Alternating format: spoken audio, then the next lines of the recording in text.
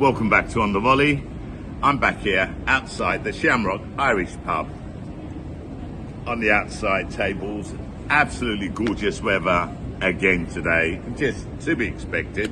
Okay, I'm here at the Gladiators pub. Like I said, you know what I mean, stop by, you may bump into a gladiator or two having a pint, yeah?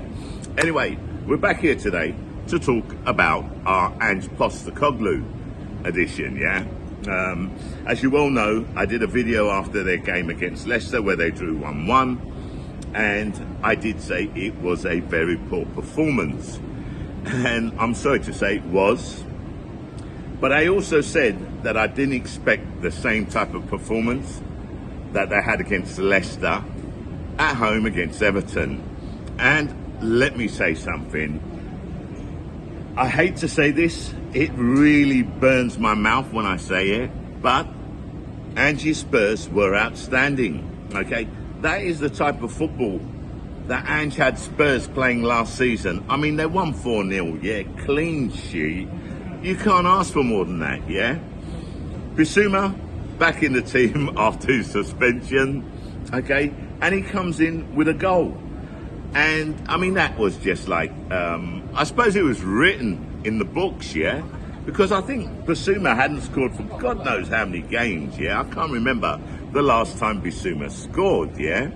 So, you know, if I'm wrong, correct me, but I think it's been quite a while. So for him to come back in after the scandal, him getting suspended, so on and so forth, okay? He comes back into the team, bam, 1-0. And I tell you what, I had a flutter on Spurs, scoring 2 goals in the first half, okay, 2 goals or more. And it came in because Son comes in with a second goal. Romero scored the third, okay, and Son completed it with the 4th goal. And I tell you what, Son, one of his goals, I think it was the first one, epitomised exactly what Ange instills in his team, which is never stop. I mean, Son scored a goal that, to be totally honest, I couldn't see him scoring. It seemed as if, okay, it was the keeper was going to kick it out. What the keeper was doing, I don't know. He took a touch, you know, put it out wider, as if he wanted to go around Son or something. I don't know what the fuck he was doing.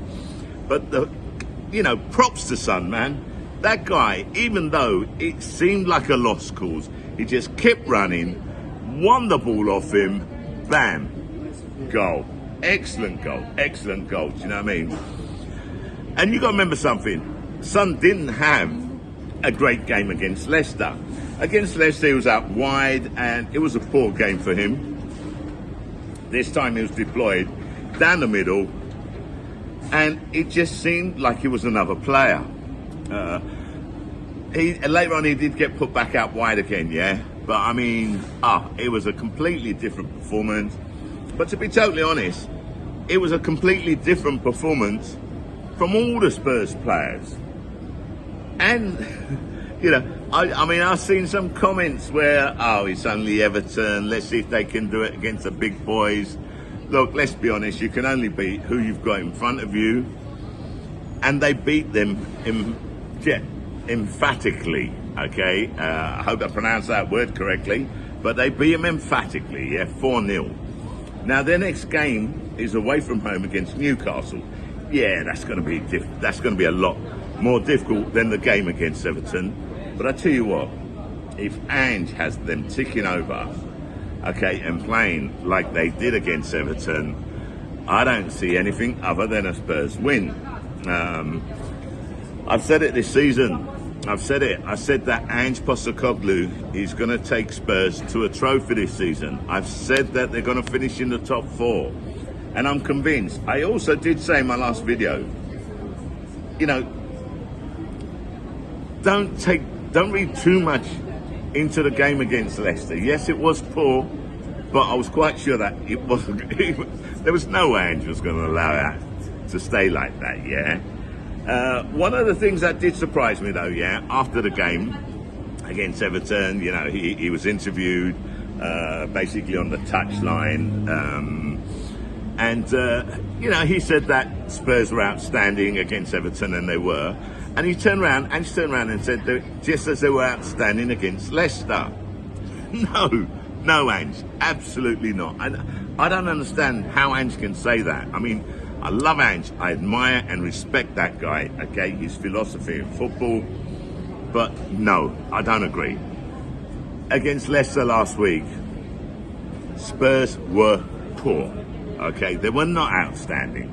They had the dominance, but there is no way they were outstanding, and I can't see how Ange can say that. I mean, Ange turns around and says, oh, you know, we weren't clinical enough, blah, blah, blah, you know. Yeah, so they weren't outstanding then, okay? Outstanding was against Everton, where they took their dominance and they converted that to goals. That's outstanding. Not having all the dominance, all the possession, and not being able to score. I mean, excuse me, my term for outstanding maybe is a little bit different. And I'll be totally honest, I'm surprised at Ange, yeah? That's not Ange. Ange has always been the type that keeps it real. But I don't know whether or not, you know, he's changed his style a bit when it comes to the interviews, okay, because he's in the Premier League.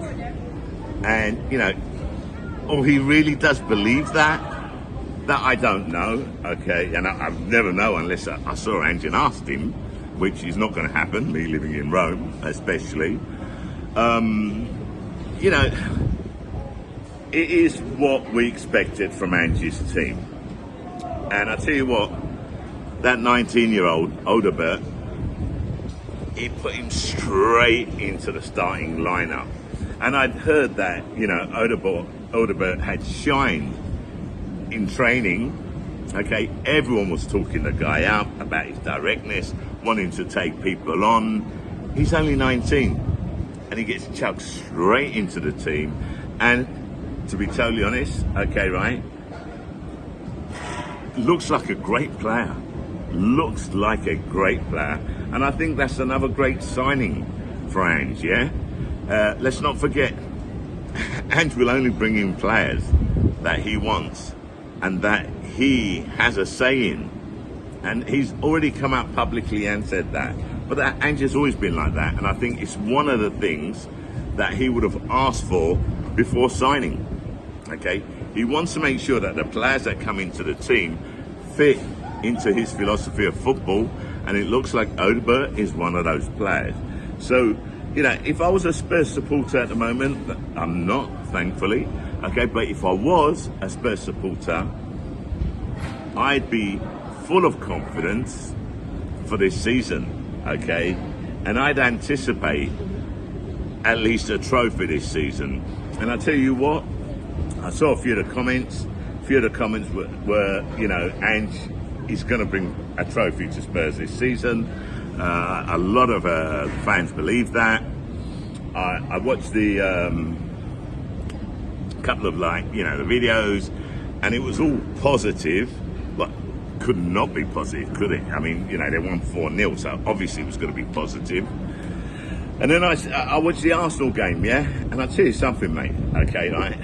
You know, Arsenal were lucky. We were lucky, okay? Ollie Watkins gifted us that game, yeah? Because he had 2 open goals and he couldn't finish them. He couldn't convert them. And that was the difference, because let's be honest, if Arsenal play how they played against Aston Villa, when we play in the North London derby, which I think is 2 weeks from now, if I'm not mistaken, well, it's Newcastle first, Spurs got Newcastle, then it's the North London derby. I don't know the date for that, I haven't looked at it. Okay, but if we play like that against Spurs, let's just say that this is one of the first times, okay, one of the first seasons, even last season to be totally honest, but especially this season, where the North London derby is going to be very, very, very interesting. Because let's not forget, yeah, Spurs fans, you know it, yeah. I mean, let's be honest, you've been in our shadow for years, man, for years, okay? But this could be the season where Spurs changes all that. They've got a good team. they got a good philosophy and style of playing football. They've got a great manager, and I tell you what, it's going to be very, very interesting, and I can't wait for that. Hopefully, I'll do it in the pub, yeah. And while I'm watching it, I'll do like a video. I'll record it as I'm watching it. It's not going to be live, yeah, because I still haven't figured out how to do it live. And keeper, he's always busy, yeah, so he hasn't had the time. Okay, I'm pretty sure it's probably easy, but we're not there yet. And again, don't forget something, we are part-time, yeah? So, you know, that'll be done in the future. Anyway, listen, in the meantime, congratulations to Ange. That is exactly what I predicted would happen. I said there's no way they were going to play like they played against Leicester, okay? Which I had predicted that they would beat Leicester. They'd thrash them, which didn't happen. I predicted that it would happen against Everton, and it did, okay? And I put my money where my mouth is, yeah? I had a tenner on Spurs to score 2 goals or more in the first half, and it came in. But that wasn't because of Spurs, that's because of Ange. Anyway, look, it's going to be an interesting season, I think, yeah. You know, I feel sorry for the Man United fans. Just got to chuck that in there, yeah. Losing 2-1 to Brighton. But enough respect to Brighton, though, yeah. Enough respect to Brighton. That's it. I really don't have a lot more to say. I'm going to have a couple of pints, yeah. Prepare myself to watch Celtic's game against St Mirren. And after that, I'll put a video up on Celtic. Because as you well know, I'm Celtic in Scotland, Arsenal in England. So that's it. Me, Shah. I'm out.